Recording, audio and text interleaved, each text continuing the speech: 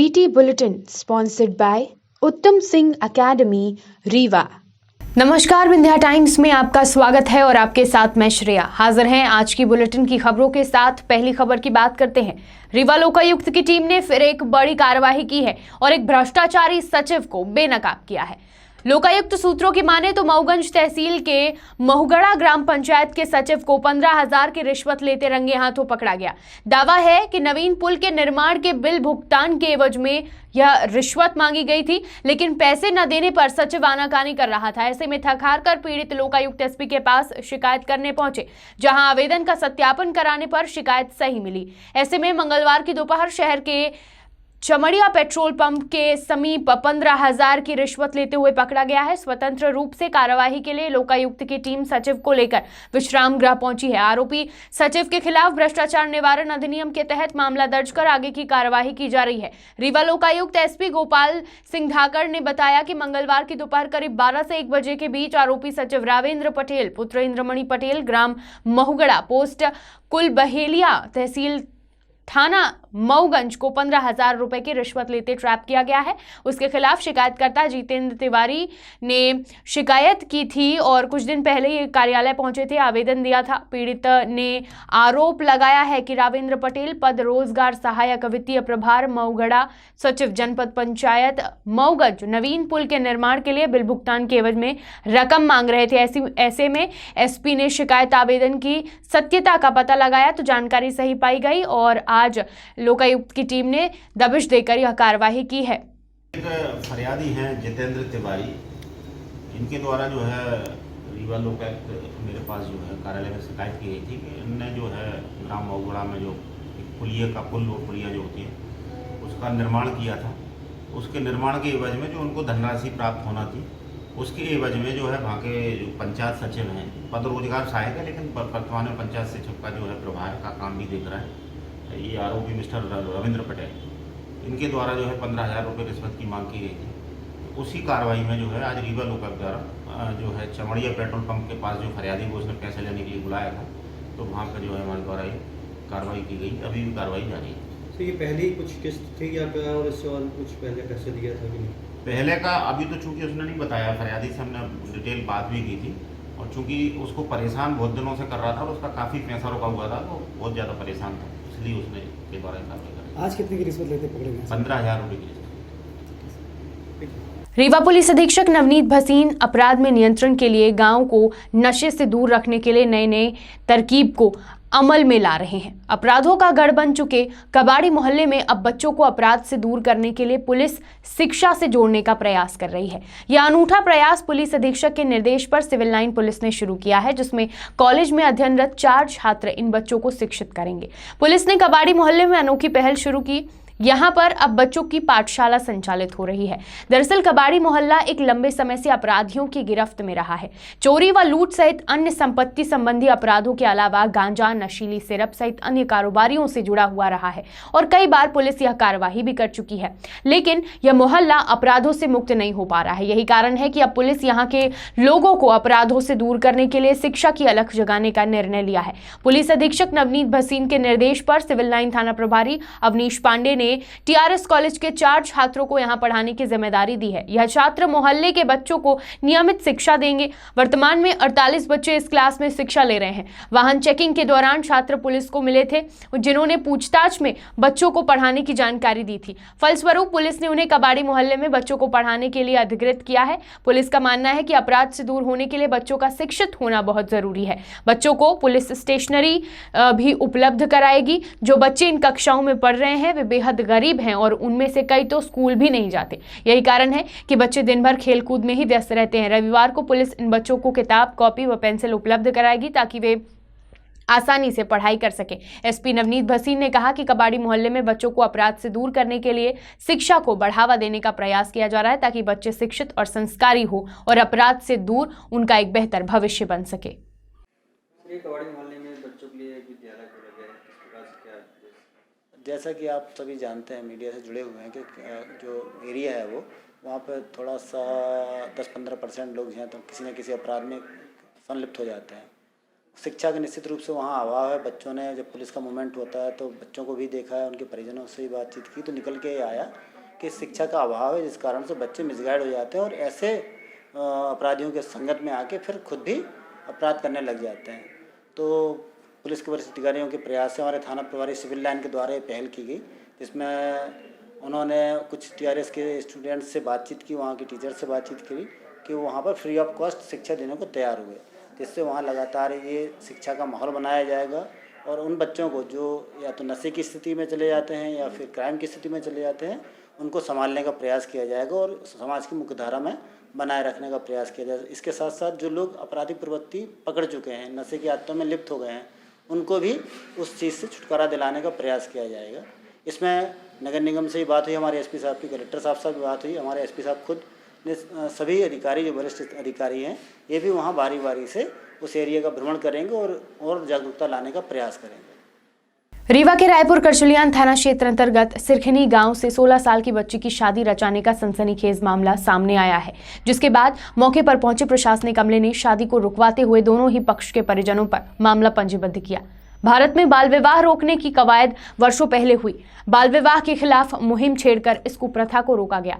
बाल विवाह के मामले सुनने में बहुत कम आते हैं क्योंकि लोग अब जागरूक हो रहे हैं, लेकिन हम ये नहीं कह सकते कि बाल विवाह जैसी कुप्रथा खत्म हो गई है।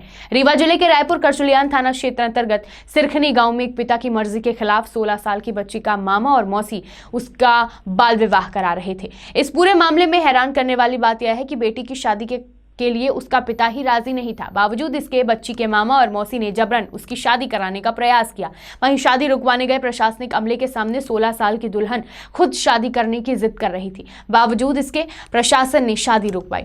शिकायत के आधार पर मौके पर पहुंचे प्रशासनिक अमले ने शादी को रुकवाते हुए वर तथा वधू पक्ष दोनों ही पक्षों पर प्रकरण पंजीबद्ध किया है। इस दौरान 16 साल की दुल्हन ने प्रशासनिक अमले के सामने शादी रचाने की जिद की। उसके बाद काफी समझाइश देकर उसे शांत कराया गया। दुल्हन का कहना था कि घर में उसकी पढ़ाई रुकी हुई है, जिससे शादी के बाद वह अपनी ससुराल जाकर अपनी पढ़ाई पूरी कर सकेगी, मगर प्रशासनिक अमले ने बच्ची की दलीलों को नजरअंदाज करते हुए बाल विवाह रुकवाया। बताया जा रहा है कि बच्ची अपने मामा और मौसी के साथ रहती थी, जहां उसके पिता की मर्जी के बगैर मामा और मौसी के द्वारा उसकी शादी कराई जा रही थी, जिस पर शादी के दौरान बच्ची के पिता और बुआ ने शादी पर ऐतराज जाहिर किया और मामा तथा मौसी पर आरोप लगाते हुए कहा कि उन्हें खुद सही समय पर शादी की जानकारी नहीं दी गई, जिसकी वजह से यह बाल विवाह होने जा रहा था। पुलिस के अनेकों प्रयासों के बावजूद नशीली कफ सिरप अभी भी आसानी से लोगों को उपलब्ध हो रही है। नशे के कारोबारियों पर नकेल कसने के लिए पुलिस लगातार प्रयासरत है। एक बार फिर नशे के खिलाफ बड़ी कार्रवाई की गई है। रीवा जिले के हनुमाना में पुलिस को नशा कारोबारियों के खिलाफ सफलता हाथ लगी है। आपको बता दें कि हनुमाना थाना अंतर्गत यूपी से अवैध नशीली कफ सिरप MP आ रही थी, जिस पर हनुमाना थाना प्रभारी को मुखबिर के द्वारा सूचना मिली थी कि खाकी कलर की टवेरा वाहन में नशीली कफ सिरप आ रही है, जिस पर हनुमाना थाना प्रभारी ने तत्काल वरिष्ठ अधिकारियों के संज्ञान में यह बात डाली और हाईवे पेट्रोलिंग पर टीम को रवाना कर दिया। वहीं जैसे ही टवेरा वाहन मसूरिहा हाईवे बाईपास ब्रिज के नीचे पहुंची, तत्काल घेराबंदी कर पुलिस के द्वारा 3 आरोपियों को दबोच लिया गया है। तलाशी के दौरान वाहन में 14 पेटी नशीली कफ सिरप भी बरामद हुई है, जिस पर हनुमाना पुलिस के द्वारा NDPC एक्ट के तहत कार्रवाई कर आरोपियों को सलाखों के पीछे भेज दिया गया है। बताया जा रहा है कि पकड़े गए आरोपियों में से 2 के खिलाफ पूर्व में कई मामले अन्य थानों में पंजीबद्ध हैं। पुलिस के द्वारा ऐसे आरोपियों को जिला बदर कराने की कार्रवाई भी की जा रही है।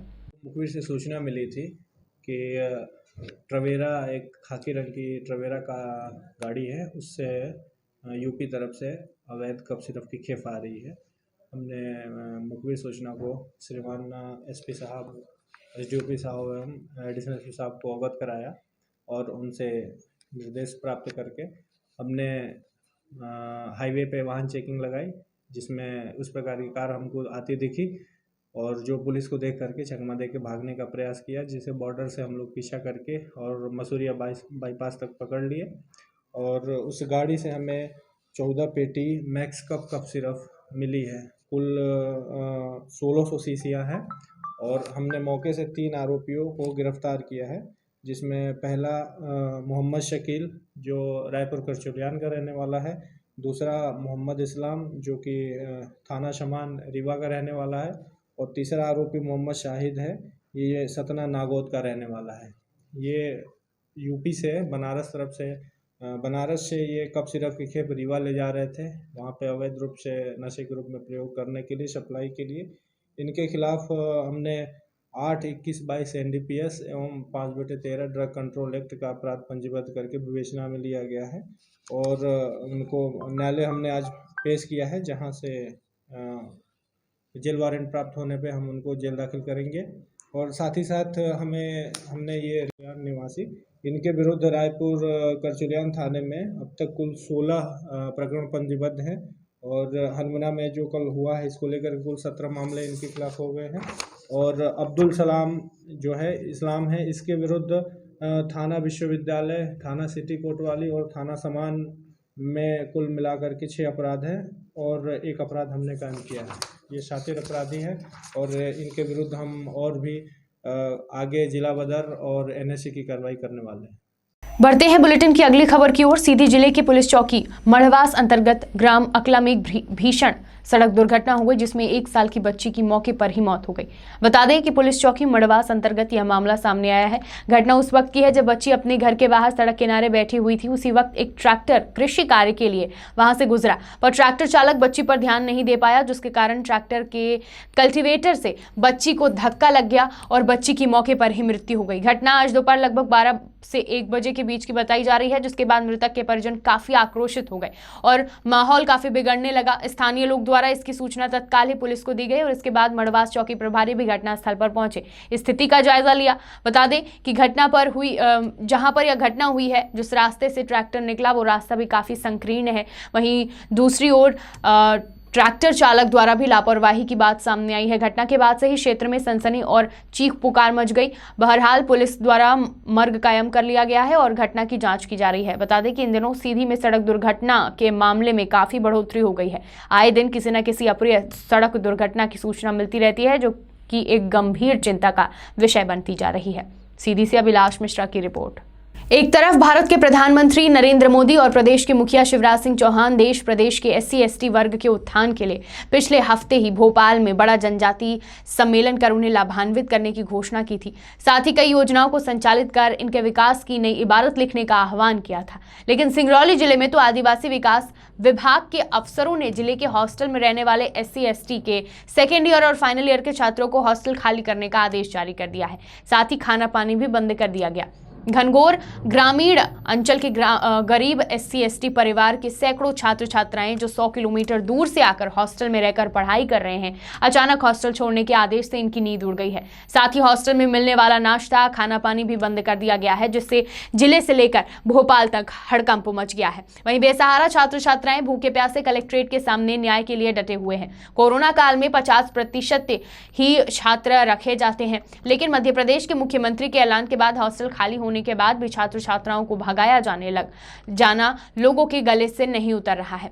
सूत्रों के मुताबिक सीट से कम छात्र होने के बावजूद खाना पीना सहित सभी सामग्रियों के नाम पर पूरे सीट का पैसा खर्च होना दिखाकर बंदरबाट भी किया जा रहा है। कलेक्टर साहब के पास क्या वजह है कि आप लोग यहाँ आ गए पढ़ाई छोड़ के अपना? सर वो है कि बोल रहे हैं कि हॉस्टल से बाहर भगाया जा रहा है। बोल रहे हैं कि फर्स्ट ईयर और सेकेंड ईयर वालों को नहीं रखा जाएगा, फाइनल ईयर को MSc फाइनल वालों को और MA फाइनल वालों को, BSc फाइनल को, BA फाइनल वालों को रखा जाएगा, ये बोले हैं सर।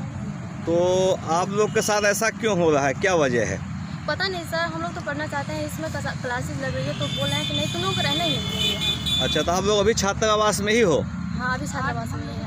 आज मतलब बोले थे सर कि यहाँ से चली जाओ आप लोग। खाना पीना कुछ नहीं देंगे? खाना पीना खाए हैं, शाम को नहीं मिलेगा। क्या बोलते हैं कि यहाँ से चली जाओ, आज फर्स्ट ईयर और सेकेंड ईयर वाले चले जाओ। दिखने में ही सही है। हाँ, कितने लोग हैं आप लोग?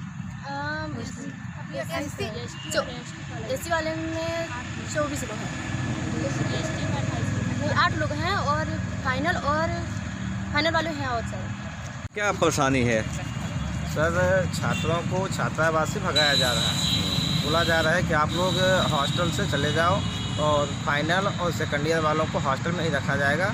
फर्स्ट ईयर सेकंड ईयर वालों को सिर्फ फाइनल वालों को हॉस्टल में रखा जाएगा और आज चले जाओ, भोजन नहीं मिलेगा आज के बाद से।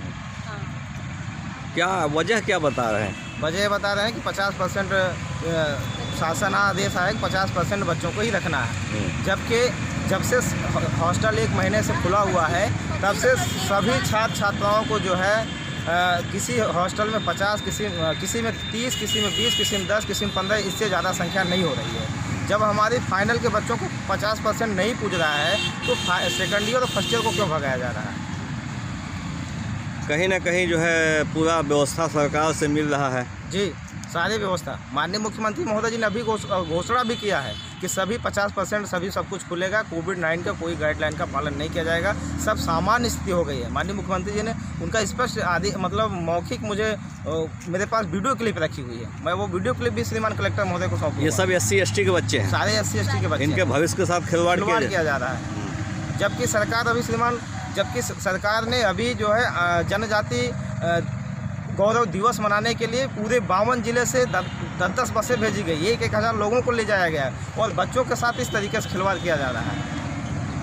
क्या कलेक्टर साहब के पास आए सब? कलेक्टर साहब के पास आया हूँ मैं, श्रीमान से अपना बच्चों के बारे में जो भी समस्या है मैं मांग पत्र रखूँगा, श्रीमान इनको रखा जाए व्यवस्था के तौर पे जैसे भी हो, क्योंकि सभी जो है यहाँ से 100 किलोमीटर चितरंगी दूरांचल क्षेत्रों से छात्र छात्राएँ हैं, सभी ट्राइबल और SC के बच्चे हैं। Thank you. विंध्य की तमाम खबरें लेकर कल फिर हाजिर होंगे। देखते रहिए विंध्या टाइम्स। बहुत बहुत धन्यवाद।